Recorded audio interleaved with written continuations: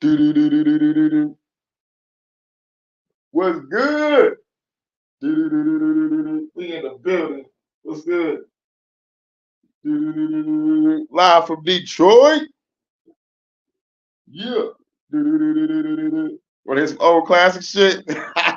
I told y'all niggas wait till J Nutty get out. We cut throw carjacking for your cutty get out. Every real hoppers wait niggas, y'all deal rocks, pumping the gas, a stay blower like Jill Scott. See, I'm about to get what's rightfully mine. I'ma either get it right in these rhymes or either discharging these rifles and nines. In the kitchen, sitting slicing up dimes with every minute to the foot, it's like my life on the line. And I ride dirty, no registration. Dropped out, no education. Put Glocks out with no hesitation. And I'm taking out your whole federation. I'm a street pharmacist. Hit me if you need some more medication. See my niggas copping keys to the station, making statements and back to the bases, get the baby gas in their faces. And the sick of niggas dropping the spaceship. Hurt time up, fuck it. It's time to take it back to the basement. Rock bottom, Mr. Day with a click. The airport too hot, so I'm hopping on the train with this break. Still thugging with my thing on my hip. The guy hollers with the name on the tip. The guy products is taking the six. If I can cut up and taking the field. What up, though, nigga? Told y'all niggas. We back with Detroit hip hop stories. Detroit hip hop stories. Last time we talked about the legendary Esham. We listened to his interview. The legend, the creator of acid rap and the wicked shit. That motherfucking dark lyrics. You know how the Midwest is, the home of fast and dark, real ass lyrics, real shit, man. Shouts out. Shouts out to everybody coming through. Be back with Detroit hip hop stories. And I want to talk about the legends, get the legends out the way, you know, before we work our way up to the newer artists that's in the game. But I told y'all niggas, wait till your gun get out. Cutthroat, carjacking for your gun to get out. That's big hurt. Like all you gotta look, all you gotta do is just type in Big Hurt Rock Bottom. Nigga, that's our Detroit legend right there. You know, like when it comes to actual motherfucking bars, when it comes to actual fucking lyrics, you know what I'm saying? Niggas was spitting. But we about to talk about King Gordy. Shouts out to In the Groove. One Nation Under a Groove. Shouts out to Jada Mindset. You know, I got to hit you with another Detroit horror story. I mean, damn, Detroit hip hop stories. Talking about horrorcore. Yeah. The king of this horrorcore shit. Esham, the creator of acid rap, this nigga right here. King Gordy. Now, if y'all want to listen to a King Gordy song, my favorite King Gordy song is called Nightmares. You know what I'm saying? And when I was talking about I need to make a horrorcore album, this is kind of part of the reason because like this is the home of this motherfucking wicked horrorcore shit. You know what I'm saying? But my style is revolutionary hip hop or conscious gangster rap or fusion, whatever you want to call it. Whatever you want to call it. I don't even shit nigga chose it yet. You know what I'm saying? Some people will probably still put my rap in a category of either hardcore hip hop or conscious rap. Shouts out to Solid. Solid in the building. You about to have some Detroit hip hop stories. You can check out my last live of Detroit hip hop. We was talking about Esham, the fucking legend, or Esham. I don't know, like why I keep on saying Esham. I keep on, like pronouncing it properly. But it's Esham. And Esham is a motherfucking legend. He don't consider himself a legend, but in most people's eyes that grew up, he a legend. He humble with it though. But King Gordy, he was on 8 Mile. Like if y'all remember the movie 8 Mile, King Gordy was in the scene talking to the nigga in the radio station while Eminem was beating up Wink in the other room. And this nigga life was rough like a motherfucker. You know what I'm saying? Nigga like, this is the life of Detroit. East Side. East Side motherfucker. We about to talk about King Gordy. Gordy! Live wire. Now, if you don't know what the style of horrorcore is just like listening to Esham and listening to King Gordy is like two different spectrums. King Gordy is like straight up would say the wildest, craziest shit you ever fucking heard in your life, but in the most lyrical way. I'm talking about, yo, better than M. Yes, I said it.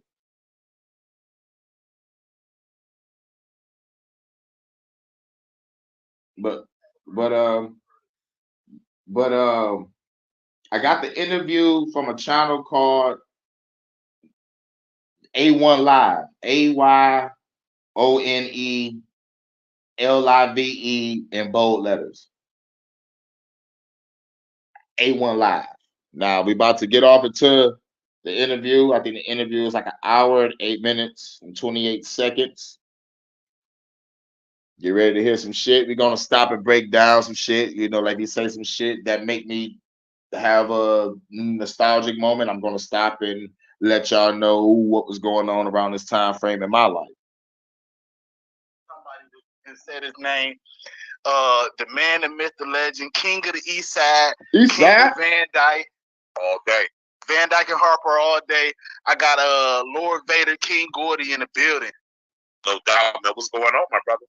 Man, well, I want to, a couple things I want to, like I said, I ain't gonna keep you long, right? I want to get straight into it.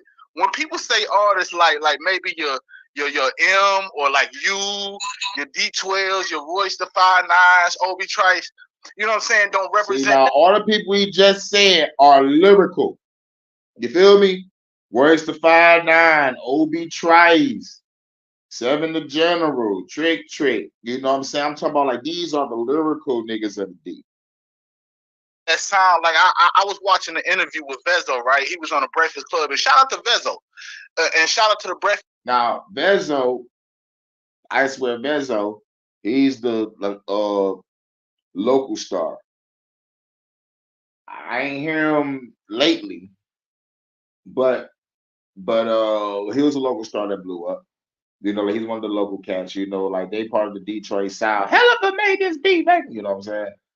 You know, he with them. You know what I'm saying? Everybody, like part of the Detroit Sound. Like like he's part of the Detroit Sound. This club, but they asked him about the Detroit sound, and of course they always ask guys, whether you the backpackers or whether you that horrorcore music or whether you the street rap, they always ask like, well, what you think of M or what represents that Detroit sound? And he was like, well, we didn't really, we respect them, but that wasn't who we was looking up to. We was looking up to like guys like the Street Lords and the guys like that. You know what I'm saying? For representing that Detroit sound, like what's your take on that? Is there a real Detroit sound? Yeah, I mean, if you let me. How can I? Okay, Detroit was kind of like back in the day was dividing into two. Okay, you know what I'm saying? You had your street shit like the Street Lords, Cheddar Boys, Rock Bottom, Made West. See, I was just rapping that Rock Bottom shit. Rock Bottom is a name with a click. The airport too hot, so I'm hopping on the train with this break. Still thugging with my thing on my hip. Guy hollers with the name of the tip. The guy caught up, taking the six. If I can caught up, taking the fifth. I told y'all niggas. Understand what I'm saying? That was they were out here. But then you had Detroit hip hop. See, and this is what Esham didn't talk about, and like this is why I wanted to do the interview with King Gordy. Shouts out to Phenomenal Mommy. We in the building. We talking about Detroit hip hop stories. Now we talking about the legend himself, King Gordy. Gordy. Live wire. Well, yeah, and he's talking about when Detroit separated from the hip hop shit to the street shit. Because around this time we still had the Street Lords, Cheddar Boys, Rock Bottom, Nate West, Jesse James, shit. But on the hip hop end, King Gordy, D12, Worstified Nine, Seven the General, Obi Trice, Trick Trick. Understand what I'm saying? You had the D12, the Royster 5'9", Fat Killers, Raw Collection, Guilty Simpson, the Almighty Dreadnoughts. Now, I ain't even heard of Almighty Dreadnoughts. I ain't heard of the fucking Simpson guy. I'm about to go check these cats out on some real shit because like these motherfuckers in my city on some hip hop shit. But the only person I did listen to was motherfucker D12. I fucks with D12. You understand what I'm saying? So, but back then, wait. Yes, there is a Detroit side. Yeah, Detroit. Yeah, shouts out. You know it. How you feel about Big Sean progressing to hip hop? Big Sean. Now, according to the shit, he from the West Side. Now, me personally, like, I only like one track from Big Sean, just one track. And it's the track that he did with Meek Mills. And I thought them niggas went in on that bitch. I really did. I really thought those niggas went in on that bitch. You know, so outside of that, I'm not really a fan. It's more like he has a different sound than the local niggas in the hood. That's one thing I can say. His sound is different and unique. Maybe it's because of the producers that he has. But like at the end of the day, only thing a nigga got to do is just be hell of a made this beat. You know, the only Big Sean got to do is go to hell of a from Detroit, grab the beat, do a track on it, and be part of the Detroit sound. But otherwise, Big Sean is more like outside of the Detroit sound, like Dej Loaf. Dej Loaf from Detroit, and she don't really have that sound that our local Detroit sound has. Me, I'm from fucking Detroit. You hear my sound. I am straight revolutionary hip hop, conscious gangster rap, all that shit. You know, and even when you do hear my street music or my songs for the the songs for the ladies, you still hear my lyrical ability. It's still like not the Detroit sound that you know that y'all will hear if you type in Detroit rappers of 2024 and you listen to their sound compared to mine. It's completely fucking different from from fucking content to the beat. You know, you may be like, oh shit, it's a nice ass beat. Now what are y'all talking about? You know, it's basically, like the same bullshit, smoking, drinking, fucking around. Most of the motherfuckers are motherfucking felons. You know what I'm saying? It's like shit. I understand like motherfuckers be going through some shit, man. But like there's a lot of conscious rappers from back in the day that grew up in the same fucked up dangerous hoods, but didn't have to rap about it. You know what I'm saying? you know, Chuck D, Public Enemy, Professor Griff. You think motherfucking Run DMC didn't stay in these same fucking neighborhoods? It's like shit. Furious Five and motherfucking what? Big Daddy K, KRS-One. These all these motherfuckers stayed in these same goddamn hoods, but they didn't have to rap about that shit. That's the whole difference. You know what I'm saying? Me, I'm doing some shit that's like some lyrical Tai Chi. I'm directing, I'm redirecting the anger that our youth has towards each other and aim it right back at the government. Simple as that. Y'all want us to kill each other? No, I'm gonna convert that energy back to y'all. Lyrical Tai Chi type shit.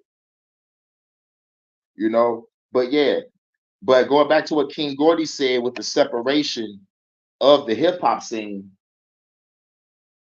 it was real shit. I didn't notice it until later on. I didn't notice it until motherfuckers was like, you sound cold, but you need to rap like these type of niggas. You feel me? Basically, I felt like I was being told to dumb my motherfucking lyrical ability down to the lowest common denominator to get on. And then later on, when I started studying what the hip hop scene was behind the scenes and finding out about the Illuminati and all the sacrifices shit, I'm like, damn, I really don't want to fuck with the game now because I might have to sacrifice a family or a friend. So now it was basically the motivation of this, you know what? I'm gonna keep doing music. If I get signed to a real deal, I'm gonna just boast like how Boosie did. I'm making 3 G's or 5 G's a show. Yep, that 5 G's. I flipped the shit out of that. But like I'm just saying is when I found out the truth, I said, fuck it. I like like I love the music. It ain't about the money. So like I'm gonna just put the message out there. It ain't about the money, it's about the message. And if I get signed to a real deal, hopefully it'd be strange music. That's what Tech Nine is at. Exactly. Stay independent. Yep, exactly. Because Tech Nine is independent. And that nigga is straight under the radar. And that's a popular ass label full of lyrical motherfuckers. Strange music. Tech Nine, Ritz, Chris Webby over there, Snow the Product up over there. Like that's a female that can spit her ass off. I'm like, man, nigga, my style fits to be with strange music. I think Hobson was over there at one point. I'm not sure if he got signed or not. But shit, strange music is the shit. That's the only label I can say that's really truly keeping hip hop alive. But you don't really see too many videos about Tech Nine, you know. So it's like shit. Strange music is a cool cat. Shouts out to Charles Wise, C Dub in the building. We talking about Detroit hip hop stories. We talking about the legendary King Gordy from my city, Detroit, and he's speaking on when Detroit hip hop got divided. Dreadnoughts. You understand what I'm saying? So, but back then,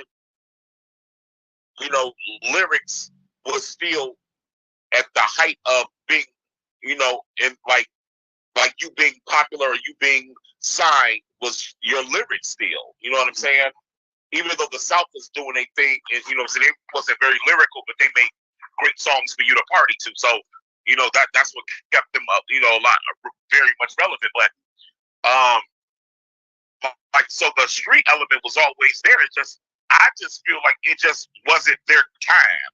You understand what I'm saying? Was it King Gordy and D12? No, King Gordy rapped with D12. He did songs with him. He did a lot of shit with him because D12 like kind of, like King Gordy and D12 kind of vibe with each other. They got that chemistry.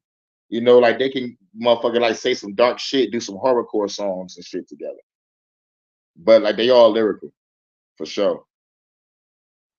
And I don't know if King Gordy was trying to be a member or like they asked him to be a member. I don't know anything about that story. I never heard it. Like it was usually always King Gordy by himself on the album cover or like he with some other guy. But it's never D12. But definitely he always grabbed D12 for a feature.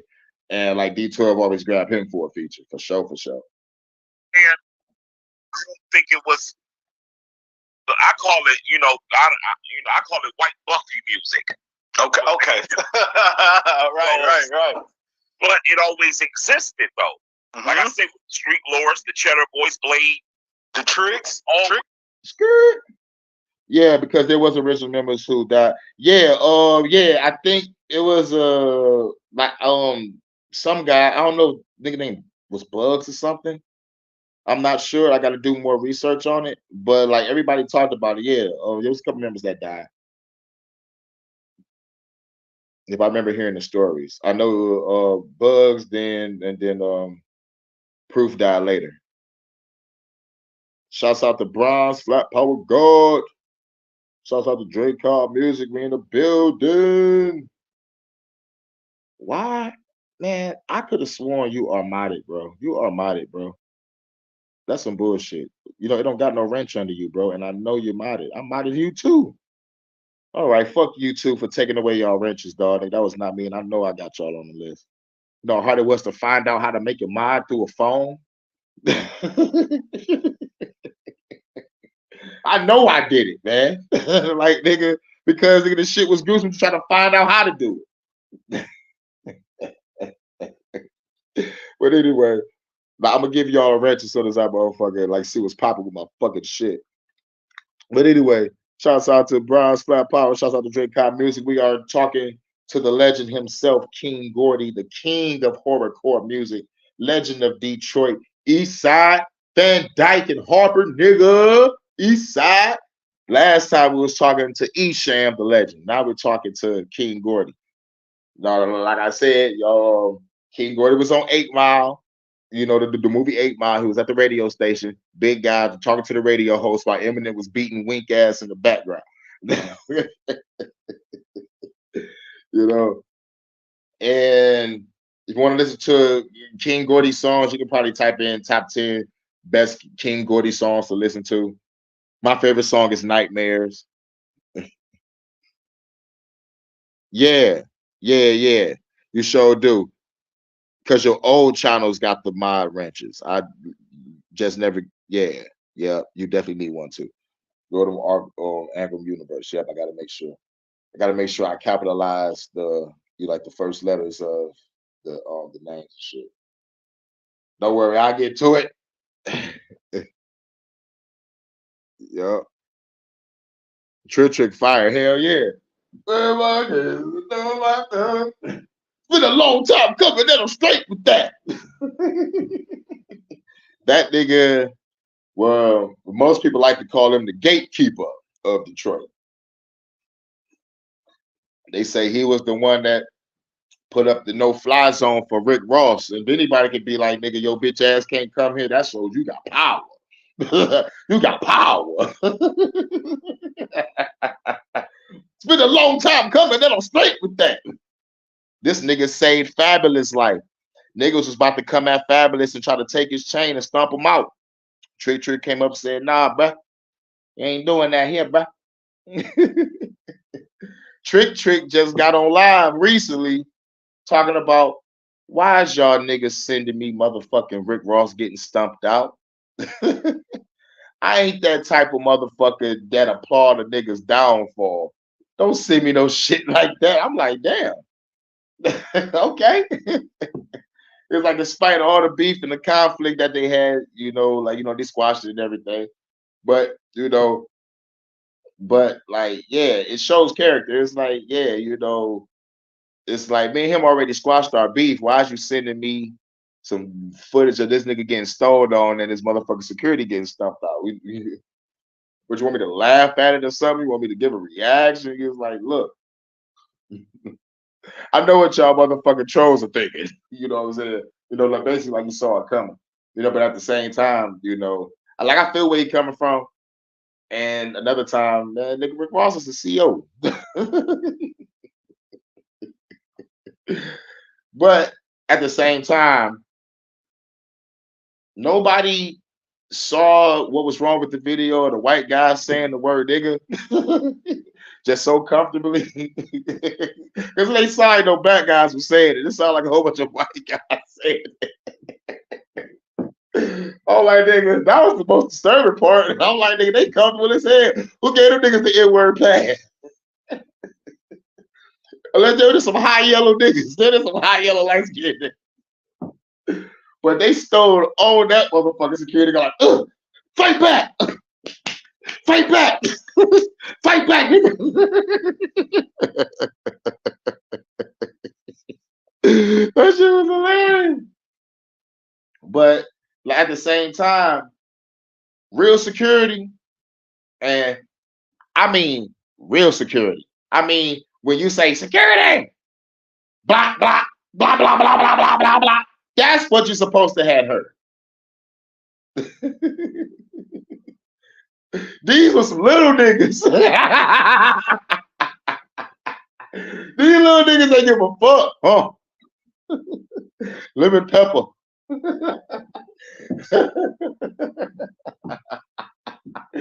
Nigga, guess what? Guess what? If any of that shit happened to me, guess what? Guess what? As soon as I get home, everybody line up. You're fired. You're fired. You're fired. But sir, we just got our asses beat out there. Y'all niggas are bigger than me. These niggas are shorter than me. That whooped all y'all asses.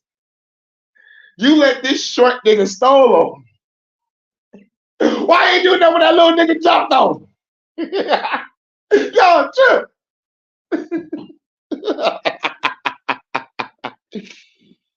But yeah, man. But real shit, dog. When Trick got the power to make Rick Ross back the fuck up, you gotta look up why he did the no-fly zone. I think the no-fly zone was because like I need to get this right. I don't want to get this wrong, nigga. Like Trick will come back to me. I think it was because real shit. I think it's because like Rick Ross was doing some shit and niggas from Detroit wasn't getting put on. It was like basically, nigga, like come here and grab some of our artists and put those niggas on stage, some shit like that. It's like basically, like come up here and break bread, nigga. Just come up here and just take our money and dip. Like I think it was some shit like that, nigga. That's some mobster shit, motherfucker. Man, that's some mobster shit, bro. Oh.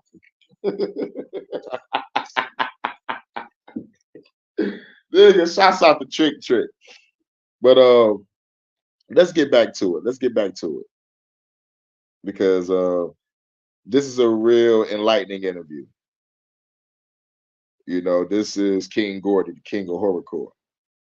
Trick, and a lot of people get it wrong. See, and then it's a misconception. I feel like Gordy, because I know you from what I might not know you period personally, right? But I know your background. I did my homework. I did my research, right? And you got guys like you got guys like Seb the General, Big Fella Deck, Trick. That we lyrical, but we ain't no slouches in the streets either. Yeah, for sure. I mean, I'm a street nigga. So where did the misconception come from that just because we hip hop or we know how to put these bars together and we just every verse ain't about a brick we done sold. What's right? You follow what I'm saying?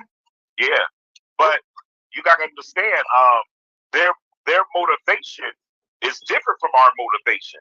We were rapping trying to be the illest niggas in the world.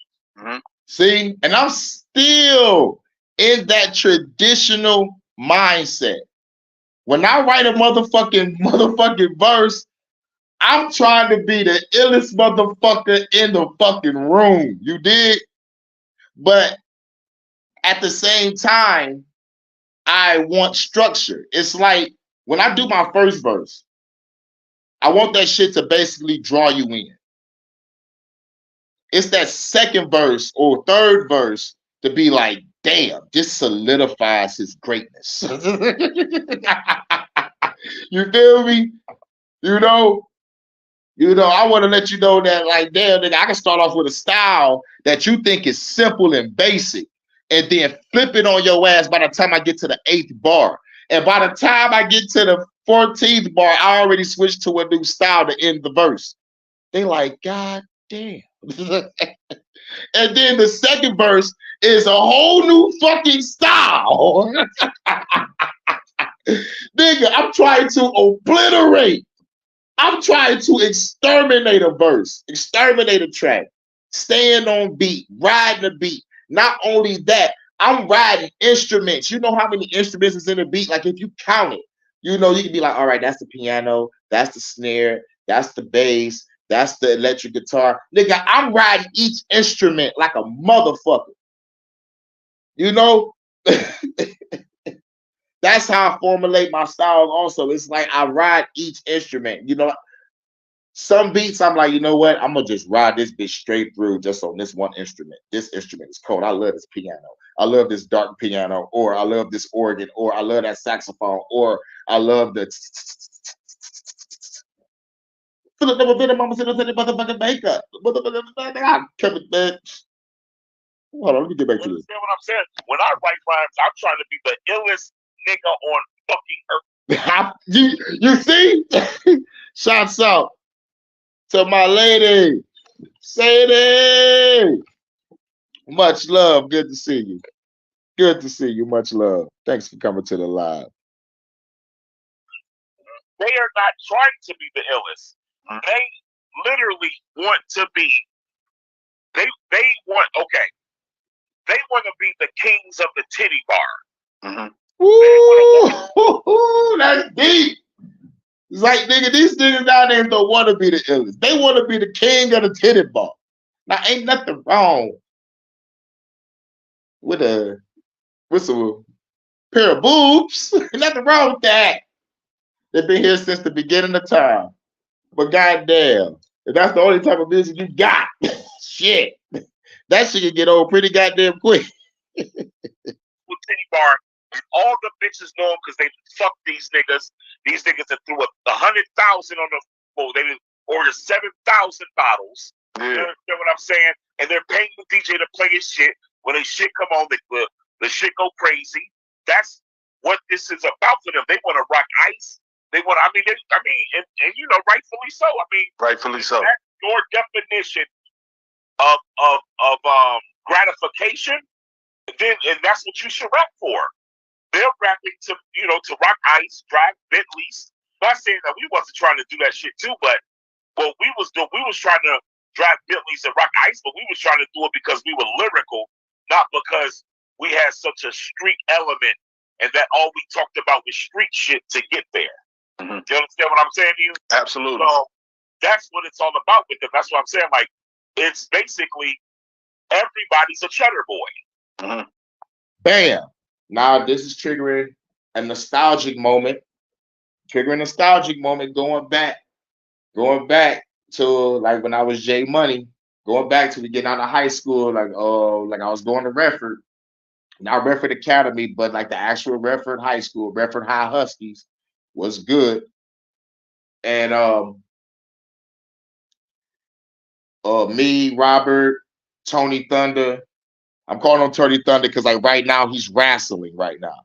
I know like 2 wrestlers on the indie scene. Shouts out to Daniel Wolf. Shouts out to Tony Thunder, high school partner, and my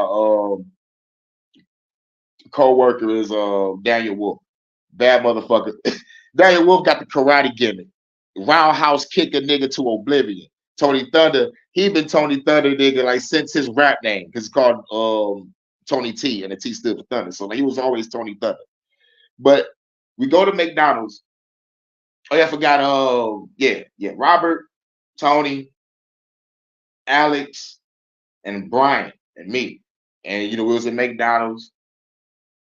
Alex knew a nigga that was in there. He was an old school cat, and he asked us all, did we rap and shit? Yes, I gotta bring back the story. And we was like, yeah. But the nigga was like, all right, which one of y'all take it serious? You know what I'm saying? And everybody looked at me, pointed at me and shit. So I spit my shit, the Mickey D's and shit. Shit was fire. And the motherfucker was like, that shit was cold. That shit was phenomenal. But is that real? You feel me? And then he broke it down. He was like, look, most of that shit you said was fire, lyrically, cold. But you ain't doing that. So it's like, if you really want to be noticed, you really want to be the best, you got to be unique. You got to be creative. You got to switch it up. Basically, like talk about life and what's going on and shit. So went home. I was staying with my auntie at the time, RIP. And I became Hurricane. Motherfucking like wrote some songs. I had the Nas Stillmatic instrumental CD, wrote like 7 to 8 tracks, and then I just started like listening to the motherfucking Sirius XM on the satellite radio, but like it wasn't serious at the time. It was just like cause my auntie had Dish, so like the channels that was in the fucking 6,000s or the 9,000s and shit. Listen to just like like no video, it's just words at the bottom, but the song. And then Twister came on, Kill Us All. I will never forget how that beat came on, the way the shit sounded, the way the vibration feel. I still see myself in that room with my notepad and my pen listening, standing in the midst of 100,000 haters. Dynamite and C4 shot the right my way, but it's in my eye. This is making sure every motherfucker get in the vicinity, blow away and die. Kill a moment in explosion. Get up, bitches. Cover King Gordy holes. I'm a sacrificial lab. In the face for body, very fine. I can never body, fucking decompose. I'm gonna put in your head. Oh, like, oh, shit. Oh, shit. Nigga, I was like, yep. Hurricane be thy name. One day, Twister, we're gonna do a track. Vision, commitment, pure heart. Oh yes, most definitely. Most definitely. Yep. But yeah. So, but like what the old guy told me was, it was like, you don't want to sound like the Cheddar Boys. And that's what stood out. Like that's why like I had to stop the video, because he said like, yo, like yes, you lyrical, but you sound like the Cheddar Boys. You know what I'm saying? When it comes to the motherfucking dialogue, the fucking content, the motherfucking shit I'm saying, you know? So it's like I had to be real. Hurricane be thy name.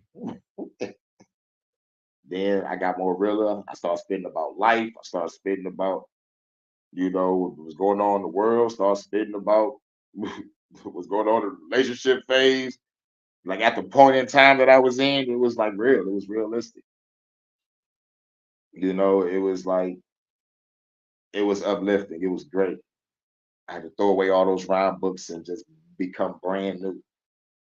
It felt great. It was a breath of fresh air. Cheddar Boy. That's the only way I can describe Detroit. Salute. Chances make champions.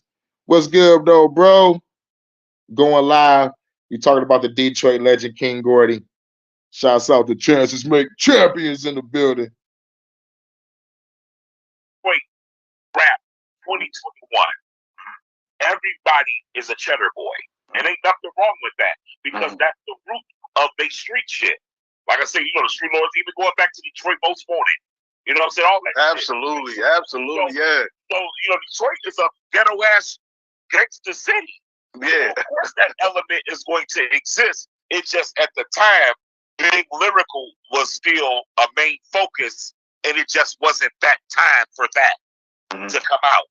Absolutely. But now, in a world where you really don't gotta be lyrical, this will thrive. That's why the world trying to rap like Detroit niggas, because it's not about being lyrical anymore. It's about how much shit can I talk with this cadence and the beat selection that everyone has. Right. Hell of a made this beat, man. Just spend money on the dope trip. Just for the bit of the dope trip.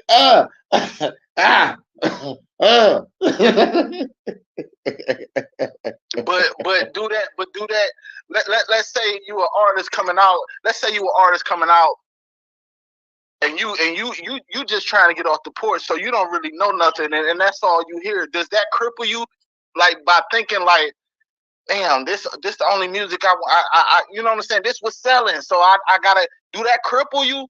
Man, real shit. Good fucking question. Because like when the motherfuckers told me, dog, you sound cold, you phenomenal, nigga. You can be the top dog, but I'm gonna need you to rap like these niggas. Nigga, that shit hurt. Nigga, that shit hurt. Nigga, real shit. At the time. And then I heard a whole bunch of crazy shit. It's like, oh yo, man, nigga, you're not real. I'm not real. How real do you want me to fucking get? I'm talking about actual life. The last motherfucker said they want me to silence niggas on the radio. You saying that I'm not real? How real do you want me? What you want me to talk about selling dope, which is I'm not selling? That would be fake.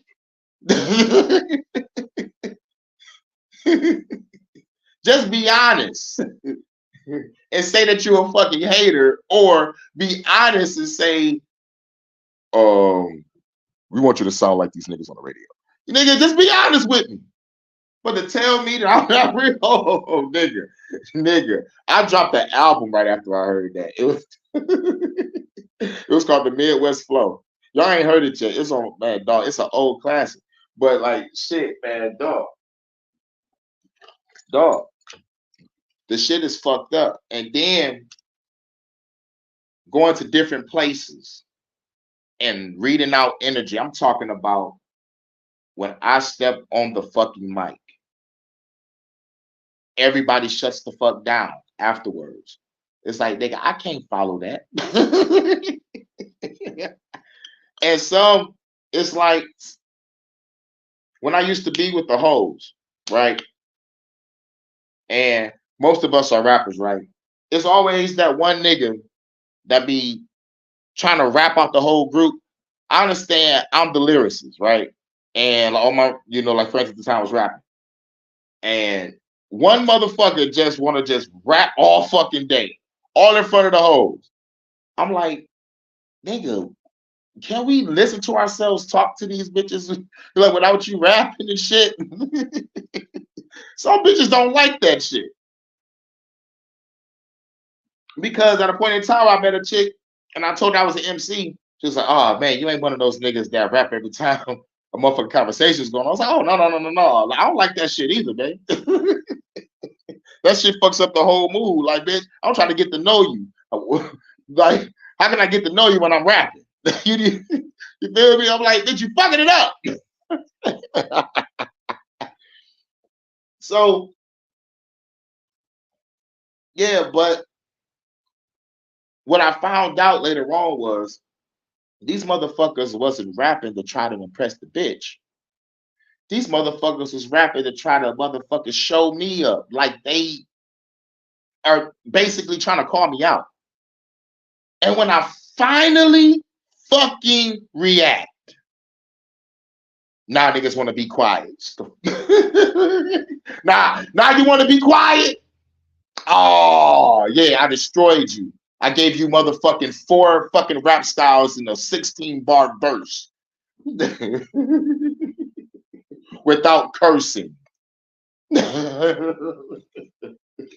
Sit your ass down. You ain't ready for me.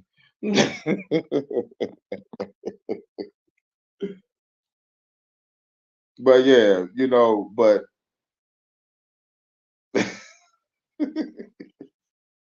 the shit that I've been through back in the day. Let's go back to this video. Okay, you're 16, right? Yeah. You live on Chalmers and 6 Mile. Right. Every time you Chalmers and 6 Mile is a dangerous area, by the way. That's a goddamn deep east side. Like once you say Connor or Chalmers, it's a Rizat. That's the deep east. Welcome. The block.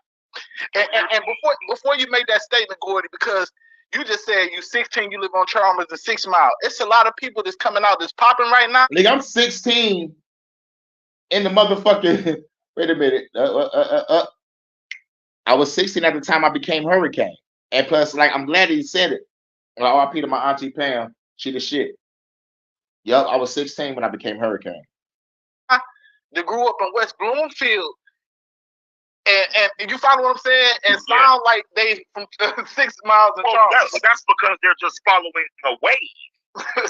This is a crime mob. That motherfucking shit. The motherfucking shit they did. They'll give you bugs. Yeah, nigga. I'm thinking they was from the hood. They was from the birds. I love they fucking album. They sound hood as hell. Shouts out to Little Scrappy for bringing out Crime Mob. Like, god damn.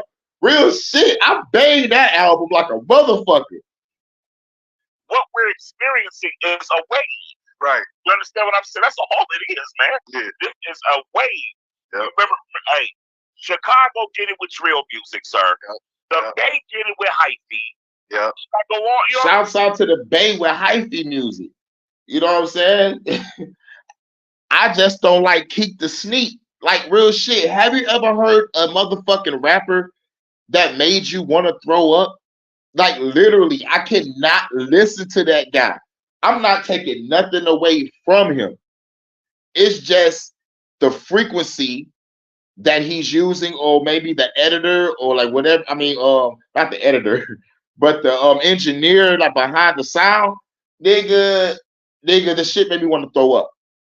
Super duper, like, how can you rap like that? I'm from the Bay. Hey, everybody. I'm like, nigga, no. Nigga, like Will Smith of I Am Legend. No, Fred. Tell me you didn't move it. No. Yeah. You had the snap music in Atlanta. Like music in Atlanta. Now we have this snap music in Atlanta. Lead with it, rock with it, lead with it, rock. That shit was ass. Lead with it. Love it. Candy, these drug addict niggas off my face. Get these drug addict niggas out of my face. Better boy style way. Mm-hmm. You know what I'm saying? But that's what it's. I mean, that's what it like is. I say, they're thriving in an era where you don't have to be lyrical. It's about how gangster are you? Are you really a killer? Will you have you sold dope? Have you? You know what I'm saying? That's what it's really about. It's not about how lyrical you are. Absolutely understood. You know, and so going back into you, not to cut you off. I'm sorry, but you say so. You 16. You know, your 6 mile charmers.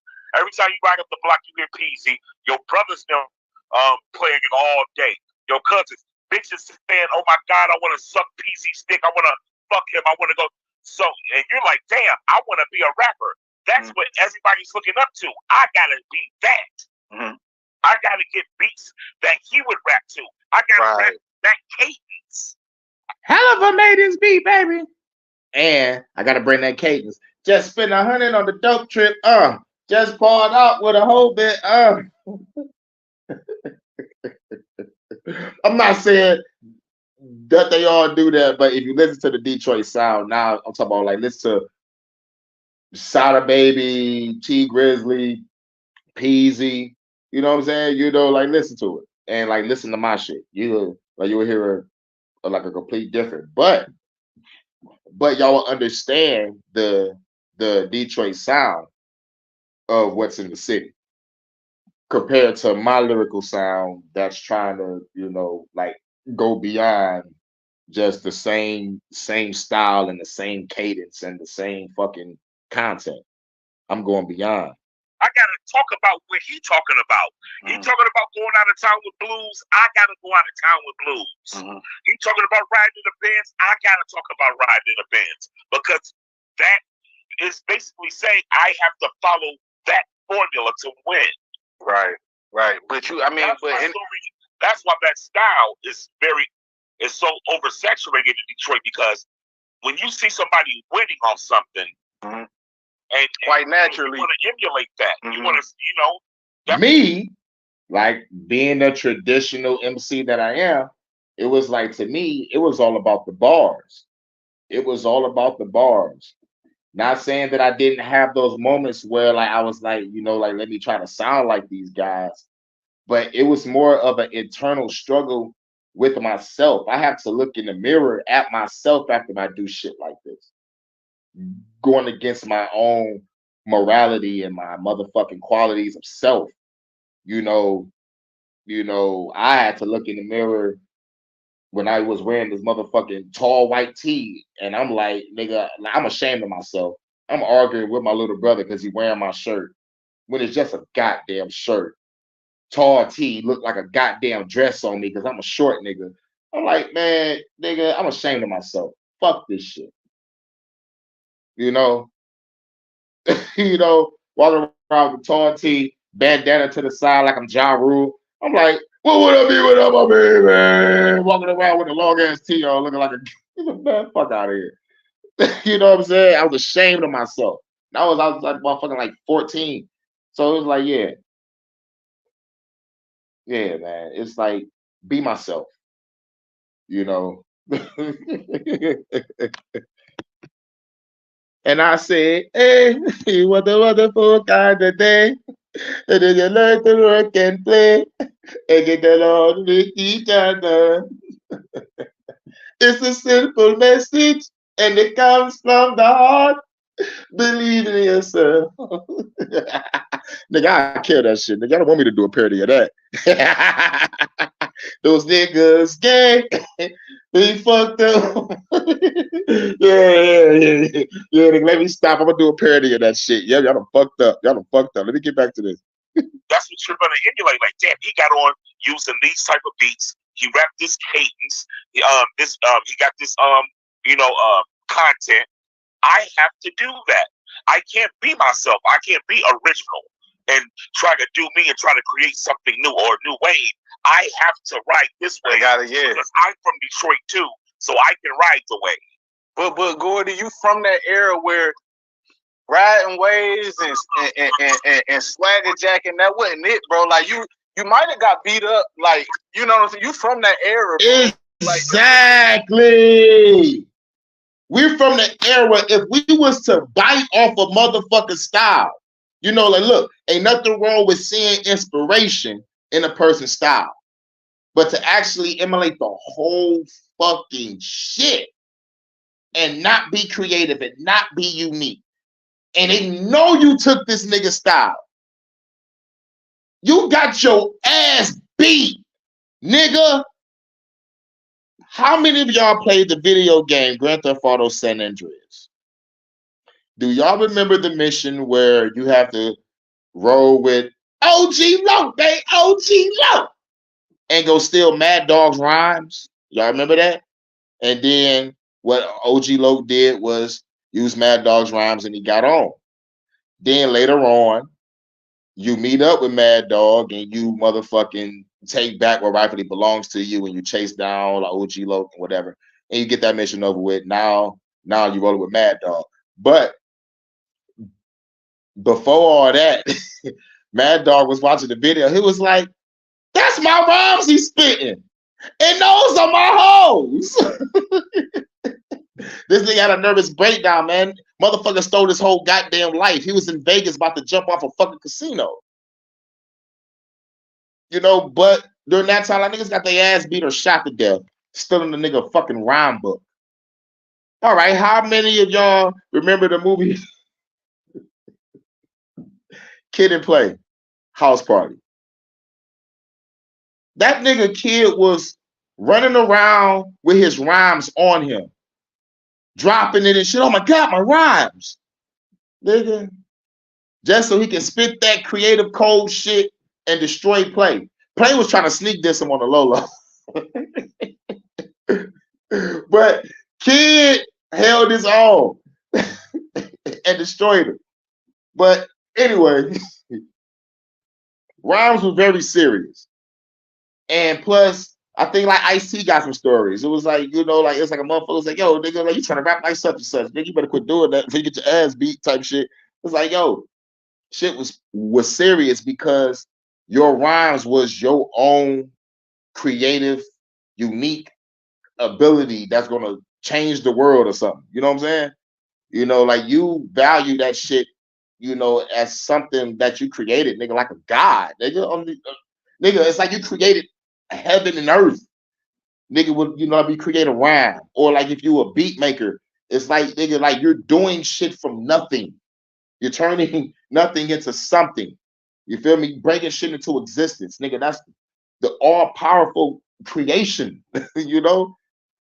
Motherfuckers take that shit seriously. You know, man, dog, it's like if I created a world and some aliens came out of nowhere to fuck it up. I'm gonna fuck somebody up for fucking with my planet. This is why God gonna catch these hands when I see him. Because he let these evil reptilians take over. I bet he up there like, yes. Who gonna rise up? Yeah, me, nigga. be like Kratos in this bitch, God of War. Zeus, Ares, where are you? Come here and catch these hands. You know what I'm saying? I'm gonna be crazy. Like, you know what I'm saying? You from that era, bro. Like, you know what I'm saying? It's like, I'm from am I the era. wrong? Yeah, I'm from the era where that shit is biting. Am I wrong though? Like, you might have got some guys sent to you. As a matter of fact, let's go kind of further back recently. How many people remember Ace Hood?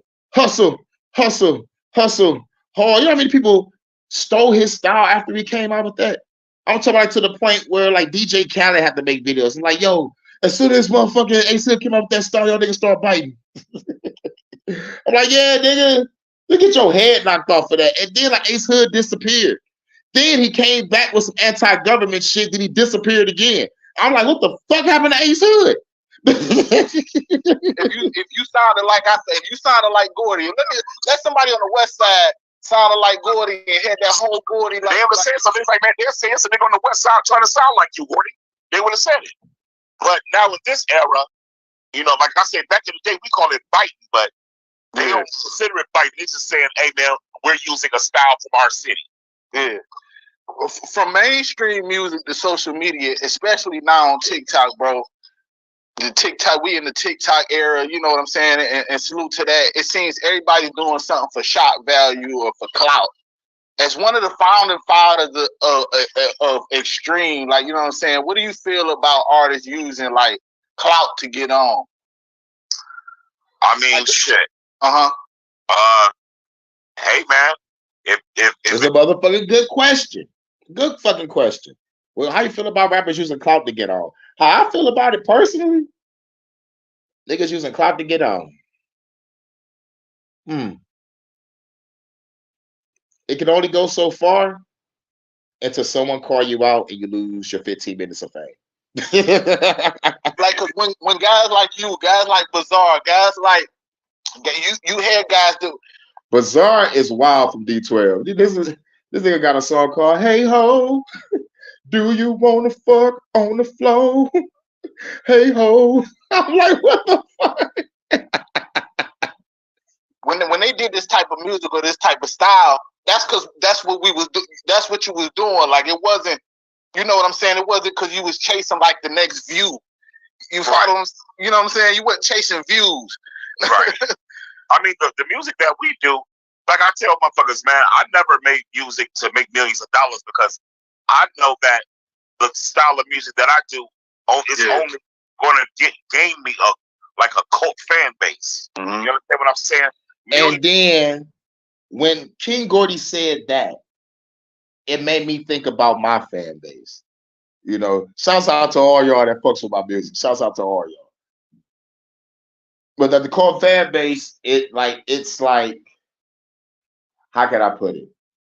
A cult fan base are a fan base of people that really truly love your fucking music, that love your sound. You know what I'm saying? And they don't give a fuck about the money either. They know it's about the message. And they'll ride for you, for sure, for sure. It's like having a cult following is like real cool shit. But at the same time, it could be scary because you can end up like ICP, Insane Clown Posse, end up on the FBI's most wanted list because they cult following is called the Juggalos. I don't know if they still on the FBI most wanted list, but they was real pissed about that. You know, they was real pissed about that. It's like, yo, nigga, like, these are our fans. Nigga, how you gonna call us terrorists, my nigga? Nigga, we just trying to make music, nigga. We make music to entertain, nigga. We ain't really slicing niggas up with chainsaws. You know what I'm saying? You know, but I understand, you know, what they mean by cult following. You know, look up a guy named Devin the Dude and listen to Swimming Pools Again by Kendrick Lamar. You ain't heard a song like this in a long time. Won't you say a long time? Nigga, I swear to God, nigga. I thought when I first heard that motherfucking Swimming Pools or motherfucking, I mean, no, that's what was that Bitch Don't Kill My Vibe shit. When I heard that Bitch Don't Kill My Vibe, I swear to God, like I thought it was Devin the Dude. Until a motherfucker said, yeah, like that's a new song from Kendrick Lamar. I'm like, Kendrick Lamar? I'm like, bro, nigga, you made me think about Devin the Dude, bro. Good job. I got my eye on you. Pause. Go did it. And then I listened to Section 80. And then listen to Good Kid, Mad City. I'm like, yo, the West Coast is back, y'all. Yep, and the motherfucking GTA San Andreas motherfucking mission completion song pop on like, ding, ding.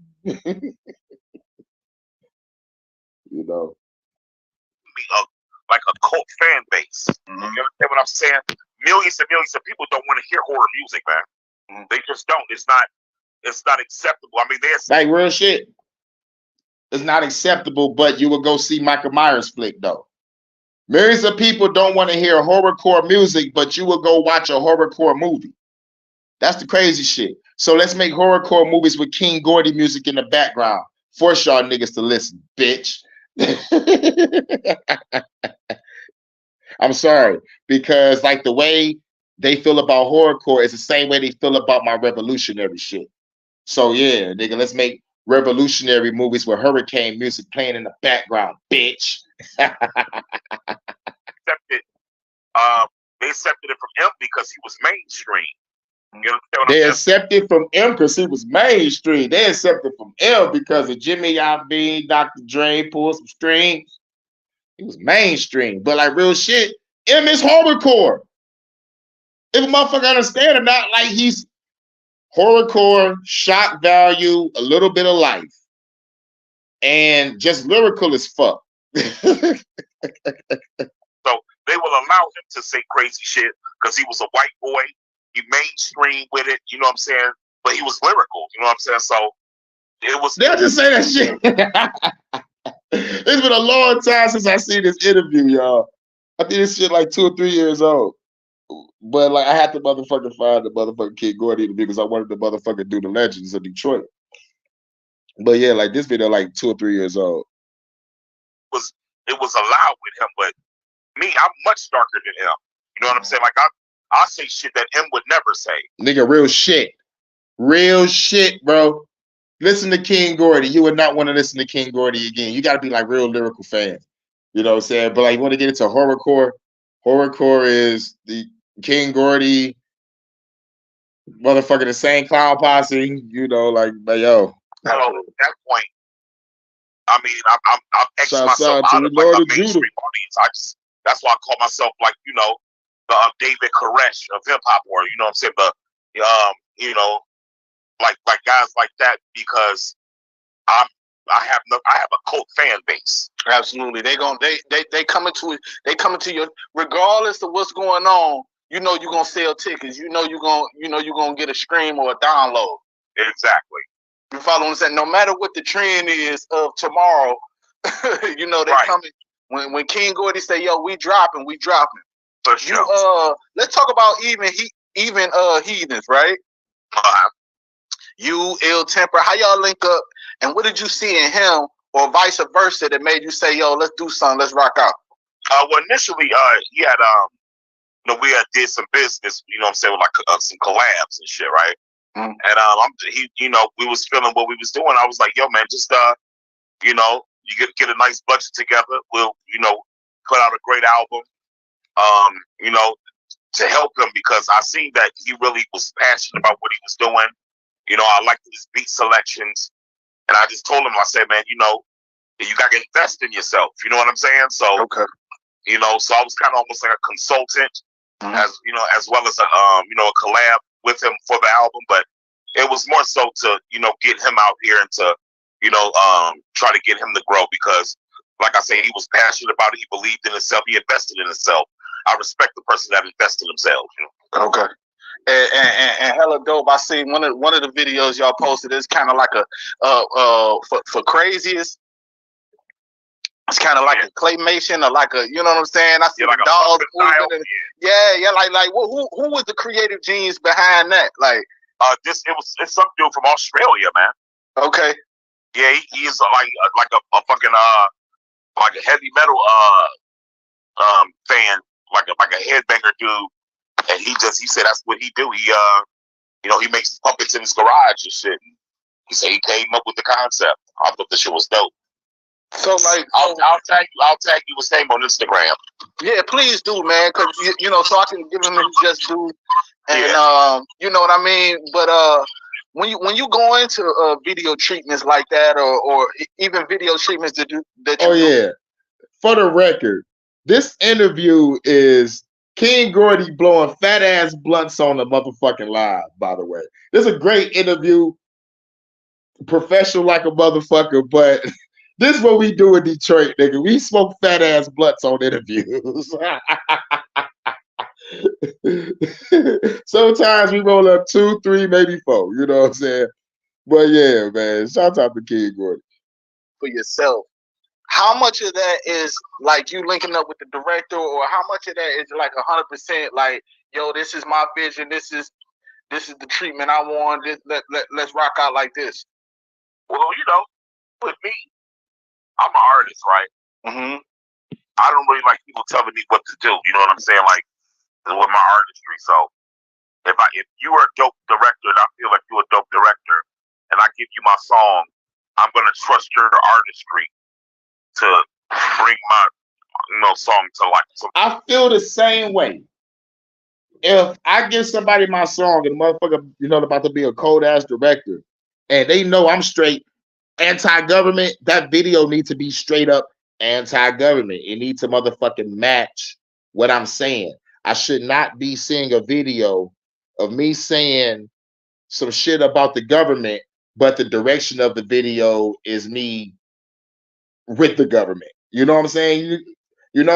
Or if I'm talking about the government and there's more rainbows and lollipops in the video, like, I'm like, nigga, no fun shit. If I'm ripping hardcore, I should not see no Care Bear shit. You gotta match my energy. You know what I'm saying? So yeah, so like I feel it when it comes to the directors, because you see these interviews when the motherfucker asks some of these rappers, hey yo, like what do you think about that video, with the satanic imagery and all that? The motherfucker be like, yo, nigga, I just do the music.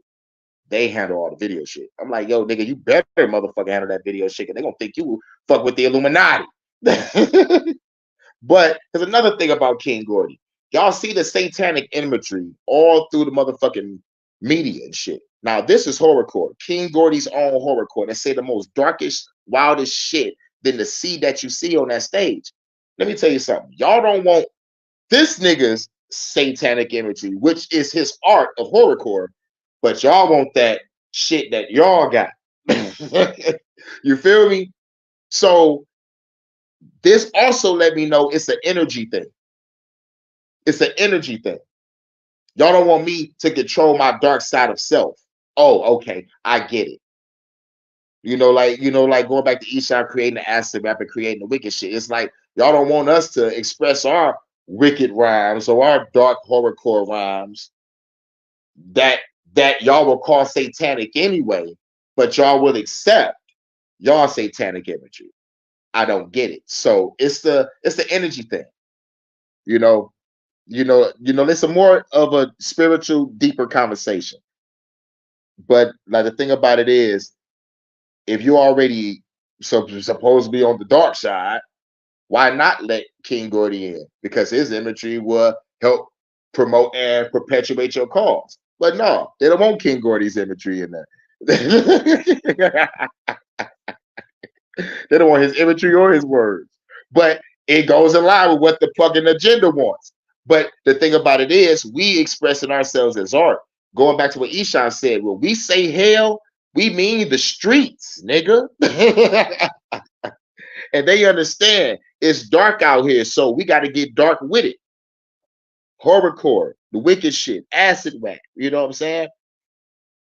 Ouija, are you with me? Like I understand that we can debunk this and be like, this is dark satanic shit. But the ones that still out here, we ain't blew up. But y'all let them other niggas do. We've been saying this shit since the 80s, bitch. But like at the end of the day, we understand the energy, we understand the art form. Same for like Insane Clown Posse. It's like, nigga, like the motherfucker said some wild ass shit too. Nigga, Wu-Tang Clan, nigga, wild ass motherfucking hardcore hip hop shit, nigga. slicing your ass up with samurai swords and shit. Nigga came in the door with a samurai sword on it. Nigga. Song to like. So I don't want to step on that now.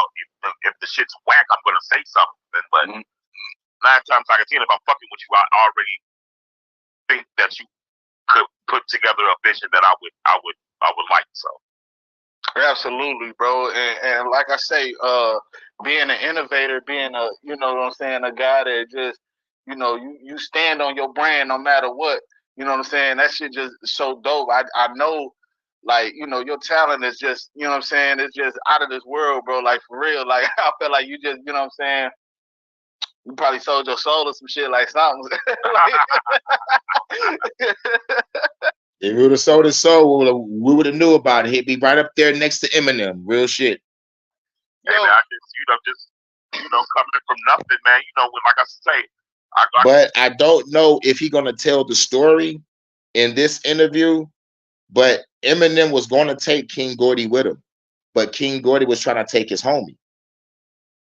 And Eminem was like, "Yo, why you taking your homie?" It was like, "Nigga, I slept on this nigga couch. We was broke together. We had to look for bottles and cans together. We struggled together. I gotta take this nigga with me. You feel me?" And Eminem was like, "All right, nigga, fuck you, dude." I don't know if he's gonna motherfucker tell the story. Like niggas wasn't rapping over there. You know and see, I wanted to ask you that too because, like, hell no, niggas was not rapping over there on Van Dyke. Niggas was getting shot over there on Van Dyke though. R.I.P. to my auntie Demetri. Like she stayed on Van Dyke in Georgia. Nigga, it goes down. It goes down. I say, I'm from 7 Mile. I'm from over there, from the Osborne area, right? Okay. But you know what I'm so I know your area. Even coming up early, right? Doing the type of music that you do, was it always accepted, or did they have to embrace you? Like, you know what I'm saying? Your peers, like, or were they like, "Yo, I'm Gordy, what is this, bro?" Like, what? Now, my experience when my homeboy taught me how to rap, shouts out to Doe. I ain't gonna give his real name. Young Doe boy, shouts out. He took me around the hood and said, "Spit that shit." And every time after that, when I came to the hood, niggas be like, "Yo, nigga, spit that shit." Real shit. And if the hood digged it, like real shit, like it made me motherfucking keep going. It was like when the hood and the motherfucking cats in school heard me, that shit pushed me forward to keep going. Because I was just drawing pictures, making comic books, and playing video games. Real shit. I wasn't into rap. I wasn't really into it. I was motherfucking into art and playing video games and playing Yu-Gi-Oh. Yu-Gi-Oh. It's time to do head ass for sure. Dark Magician, Dark Magic Attack, Loaded D, Enchanted Gambler. Nigga, I was wilding. I could have been an artist. Like that's why I still go back to drawing pictures to see if I still got my skills. And I look at my pictures, I'm like, yep, I still got it. I can go back into it, get some motherfucking more practice in. But yeah, it was all about drawing in games. But like when my homeboy, you took me around the hood and I sounded good, they was like, "Yo, nigga, you cold." And then I just kept doing it. I just kept going. I was training. I was on some Goku shit. Now I'm back in the hyperbolic time chamber. Because like when I step out, I'm going after Slim Shady, gold hair like Jane Brady. But this nigga about to drop an atom named The Death of Slim Shady. So the shit sound crazy. But I can't be lazy. I got to keep rapping like crazy. I'm saying now that's why I had to make shit like Van Dyke and Harper music and shit like that. Van Dyke and Harper. He for real push you to be the best. That's love. Yeah, that's my best friend. Like real shit. I've been on that nigga since fucking kindergarten.